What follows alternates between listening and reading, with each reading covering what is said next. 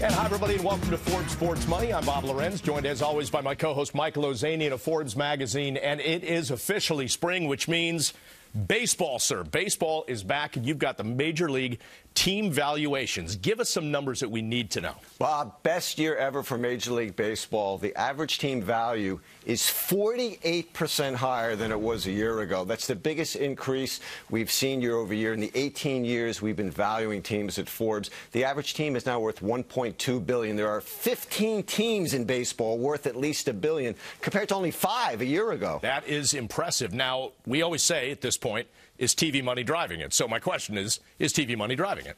Totally, Bob. Attendance has kind of leveled off. Gate receipts have sort of leveled off.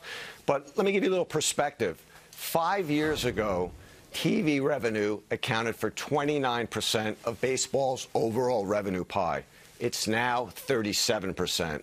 You have a new national TV deal that kicked in last season. That's more than double the old TV deal. And just to add a little more perspective, we always talked about baseball a couple of years ago, a $6 billion industry, right. Then $7 billion. Right. It's nearly $8 billion a year now. That's right. So, Michael, we take a look at the top 5 teams, led by the New York Yankees at $3.2 billion valuation. That's tied, at least in the U.S., with the Dallas Cowboys for most valuable sports franchise. When you look at the top 5 and the numbers, what stands out to you? 3 things they all have in common, Bob. They're all in big markets. They all have great local TV deals, and they also all draw very well at the gate. All right, so there are other factors, though. A lot of these teams that we've seen, we've talked about this in the past, they want to develop land and properties around the ballpark. Does that factor into valuations? Yeah, those revenues from outside the ballpark we don't include, but they do have an impact on team values because owners eye those revenues when they're figuring out what they're going to pay for a team.